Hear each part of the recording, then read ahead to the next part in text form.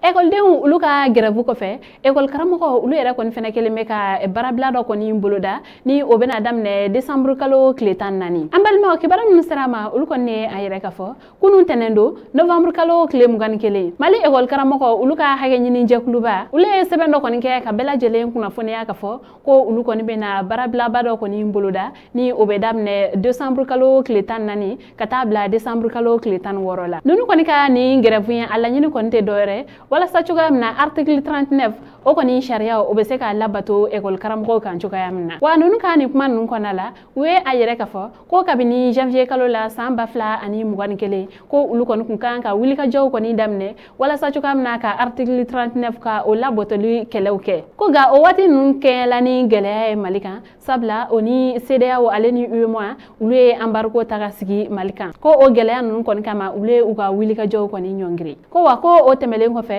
ulu kɔni ye sira caman boli walasa u kɔni bɛ se ka fɔ ka bɛn kɔni sɔrɔ article 39 ko la ko ulu kɔni ye sigi ka kuma ka o kɔni ɲini jamana ɲɛmɔgɔw fɛ ko wa fɛnɛ ko ulu kɔni donna fasoden jɛkulu kɔni caman kan walasa cogoya min na u se ka ulu kɔni dɛmɛ u ka fɔ ka bɛn sɔrɔ article 39 ko la ka sɔrɔ a ma kɛ ni mankan ye ko o bɛɛ lajɛlen kɔfɛ ulu ka laɲiniw kɔni ma se ka sabati ko o hukumu kɔnɔna la ulu kɔni ye tile 3 barabila kɔni boloda ni o ye heure 72 ye décembre kalo kɔnɔna la walasa cogoya min na jamana ɲɛmɔgɔ ulu kɔni bɛ se ka ulu ka article 39 ka o sariyaw labato k'aw hakilila jigin ka fɔ kunun tɛnɛn don novembre kalo tile 21 mali